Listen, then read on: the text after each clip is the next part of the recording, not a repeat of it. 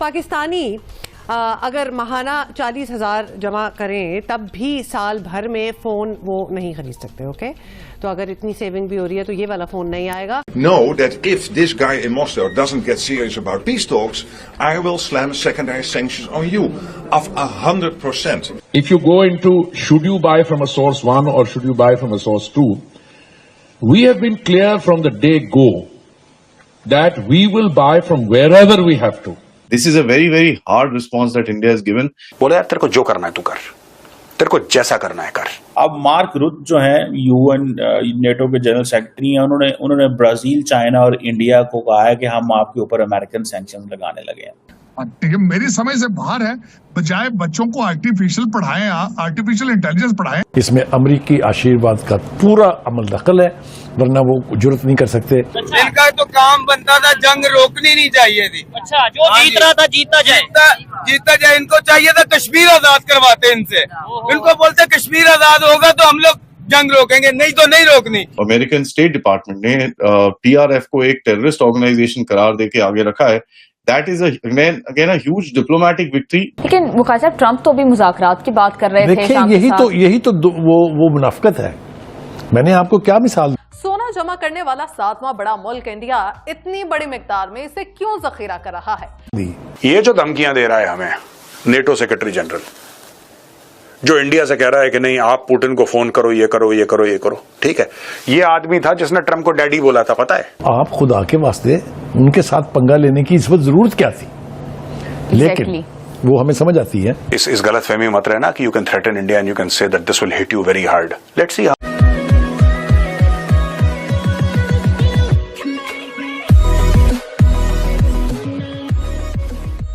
नमस्कार दोस्तों, अब यहाँ पर बात हो रही है इंडिया और वेस्टर्न कंट्रीज के बीच की। वेस्टर्न कंट्रीज कई बार ये हमें मजबूर करते हैं कि भाई देखिए आप जो है ना वो रशिया को वॉर फंड कर रहे हैं ना, तो आप ये चीज़ स्टॉप कर दीजिए। तो फिर जयशंकर साहब ऑब्वियसली यहाँ पर कह देते हैं कि भाई हम तो जितना ऑयल ले रहे हैं, लेकिन अगर अब यूरोप का देखो तो गैस उससे भी ज़्यादा की आ रही है। अगर यूएस का बिजनेस देखो रशिया के साथ भी, तो उससे भी बड़ा है। तो सबसे पहले ये क्यों स्टॉप नहीं किया जाता, और हमें क्यों कहा जाता है कि भाई आपको ये छोड़कर हमारे साथ आना है? भाई आपने अपने जीवन में, मतलब यूएस ने अपने पूरे कार्यकाल में यही किया है कि उसको जहां पर अपने इंटरेस्ट दिखे वहीं वो आया है। जैसे डोनाल्ड ट्रंप की बात हो रही थी कि भाई ऐसा लग रहा था कि वो इंडिया फ्रेंडली है। अब पिछले दिनों से उसकी हरकत देख लीजिए, क्योंकि पता चला कि भाई पाकिस्तान के अंदर से कुछ क्रूड ऑयल मिल सकता है, तो उसने अपना वहाँ पर इंटरेस्ट दिखाना शुरू कर दिया। देखिए बात यह है कि भी वो अगर वो कर सकते तो हम भी तो वही कर सकते, उसमें क्या बड़ी दिक्कत है? यहाँ पर यही बात हो रही है कि हमें जहां से अच्छा लगेगा हम परचेस करेंगे। इसी के साथ ये वीडियो शुरू करते हैं। और हाँ दोस्तों, सुपर थैंक्स के जरिए हमें मदद करना ना भूलें। कल काफी एग्रेसिव पोस्चरिंग करी है भारत ने। अगर आप देखें तो आपको दिखेगा कि सबसे पहले तो आपने RIC का एक रूमर चलाया, जहां पर चाइना से भी एक चीज आ गया, रशिया से भी एक स्टेटमेंट आ गया, यहाँ से भी एक स्टेटमेंट आ गया। उसके बाद ऑल थ्री बैक ट्रैक। तो आपने बेसिकली एक पोजिशन करी है वहां पर where America would have taken a hit back. दूसरा आपने क्या करा, आपने उठा के बोला कि साहब ये नेटो का जो आपका स्टेटमेंट है। तीसरा जो आपने हार्ड डिप्लोमेसी करी है as far as the drone strikes, missile test, काफी सारी चीजें आपने करी हैं। एंड आपकी इस तरह से बड़ी क्लियर स्टेटमेंट्स आ रही हैं कि भाई BRICS is one of the best things, ये वो। और जो वेस्टर्न नर्वसनेस है ब्रिक्स के ऊपर, आप उसकी तरफ बड़े क्लियरली खेल रहे हो। So it's called an assertive foreign policy. आप काफी पावर पैरिटी की तरफ जा रहे हो, नॉट आप बैंड वैगन डिप्लोमेसी की तरफ नहीं जा रहे। You going by power parity की साहब listen, please understand, we are going to kind of figure this out. Bharat की तरफ से मुतद्दद जो तजुर्बात हैं वो किए गए हैं। अभी रिसेंटली भारत की तरफ से एक जो मिसाइल तजुर्बा है वो किया गया है, उनके एक हाइपरसोनिक मिसाइल का, और उसके बाद एक नया नोटिम जारी किया गया है 17 से 19 जुलाई के लिए। और भारत का ये कहना है कि उनकी रियासत उड़ीसा के कुर्बो जवार के अंदर 650 किलोमीटर रेंज के अंदर वो एक नया मिसाइल का तजुर्बा करने जा रहे हैं। और ये जो चूंकि नोटिम इस मिसाइल तजुर्बे के हवाले से जारी कर दिया गया है, तो फिर इस खबर को तो यकीनी तौर पर दुरुस्त तस्लीम करना चाहिए। अब ये कौन सा मिसाइल होगा, ये एक बड़ा इंपॉर्टेंट सवाल है, क्योंकि मिसाइल के हवाले से नहीं बताया गया कि दस्तयाब मिसाइल में से किसी का एक नया वर्जन लॉन्च किया जाएगा या बिल्कुल एक नया मिसाइल जो है वो तैयार करके उसका तजर्बा किया जाएगा। वो हाइपरसोनिक है, वो सुपरसोनिक है या रेगुलर मिसाइल है, इसके हवाले से भी किसी तरह की कोई तफसीलात अवेलेबल नहीं। अलबत्ता ख्याल किया जा सकता है कि भारत के पास इस वक्त 3 ऑप्शंस हैं मिसाइल्स की। ब्राह्मोस है, पृथ्वी है और एक नरीना करके, उनका नैरना करके एक नाम है मिसाइल का।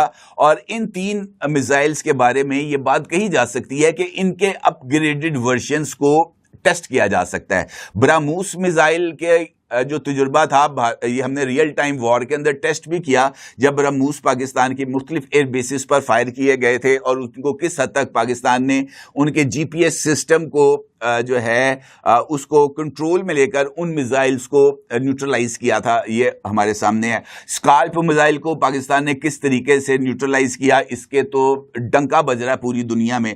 एक ऐसा मिसाइल जिसके बारे में ये तासुर था कि ये ना रोका जा सकता है ना इसको इंटरसेप्ट किया जा सकता है।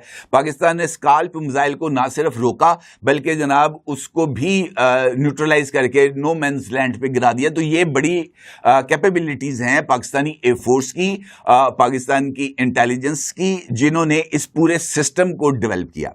अब ब्राह्मोस 2 जो मिसाइल है उसके इम्कानात पाए जाते हैं, क्योंकि पहले वाला मेरे ख्याल से मैश 3 था, अब शायद उसको उसमें इजाफा किया गया हो, मैश 5 कर दिया गया उसे, तो वो मुमकिन तौर पर तजुर्बा किया जा सकता है। पृथ्वी मिसाइल का भी तजुर्बा किया जा सकता है, पृथ्वी 2 का। ऑलरेडी पृथ्वी 2 की जो रेंज है वो ऑलमोस्ट 800 से 1000 किलोमीटर तक है, और अब अगर उसका अपग्रेडेड किया जाएगा तो फिर देखना पड़ेगा कि वो क्या हो सकता है, उसमें से कौन सी नई चीज उसमें वो लेके आ रहे हैं। अलबत्ता पाकिस्तान की तरफ से ये जो फिजाई हदूद को बंद किया गया है 17 जुलाई से लेकर 23 जुलाई तक, जिसका नोटिम भी जारी कर दिया गया है, मेरा ये ख्याल है कि एक जानिब ये पाकिस्तानी फिजाइया की जो मशकें हैं उनके लिए किया गया है, क्योंकि इंडियन एयरफोर्स राजस्थान से मुत्तसिल जो पाकिस्तानी सरहद है वहां पर बड़ी अग्रेसिव मशकें कर रही है। पाकिस्तान ने भी अपने आप को यकीनी तौर पर इस सारी सूरत हाल के लिए तैयार रखना है, वो भी मशकों के जरिए ही अपने आप को रेडी करेंगे। अभी रिसेंटली पाकिस्तान ने एयर रीफ्यूलिंग के प्रैक्टिस की है इसी एरिया के अंदर, और अब पाकिस्तान जो है वो अगले मरहले की जो BVR या दीगर मामलात हैं उनकी मशकें करने जा रहा है इन दिनों में। दूसरा मुझे इस बात के भी इम्कानात नजर आते हैं कि भारत के मिसाइल टेस्ट के नताइज को देखने के बाद हो सकता है कि पाकिस्तान की तरफ से भी किसी नए मिसाइल का तजुर्बा किया जाए। मैंने कल आपके साथ फतह 3 का जिक्र किया था, इम्कान ये है कि इन अय्याम के दौरान फतह 3 का तजुर्बा किया जा सकता है, और चूंकि अब नोटिम जारी कर दिया गया है इन तमाम दिनों के लिए, तो भारत के मिसाइल तजुर्बे के नताइज और ये देखते हुए कि भारत ने इस मिसाइल के अंदर किस तरीके की जो अडॉप्शन की है सिस्टम्स की, उसको मद्देनजर रखते हुए मेरा ख्याल है कि पाकिस्तान जो है वो टिट फॉर टैट करेगा। अमेरिकन स्टेट डिपार्टमेंट ने PRF को एक टेररिस्ट ऑर्गेनाइजेशन करार देके आगे रखा है। That is again a huge diplomatic victory, but a point two point victory, क्योंकि देखिए ये जो टेररिस्ट डिक्लेयर करने का मतलब ये नहीं है कि अमेरिका उसके साथ डील नहीं करेगा, फिर भी वो करेगा जो उसको करना है वो करेगा। But on the face of it आपको ये दिखता है 1267 कमेटी के अंदर अगर आप UN की लेके जाओगे, भैया इसको जरा सैंक्शन करिए, it will be easier for you to play that game forward, and ये this is a part of hard diplomatic game that आप खेल रहे हो। सो FATF IMF के ऊपर आप थोड़ा सा पंगा डालना चाहते हो। खैर IMF should not be much of a पंगा फॉर पाकिस्तान, अमाउंट भी ज्यादा नहीं है, बट FATF में काफी पंगे आ सकते हैं।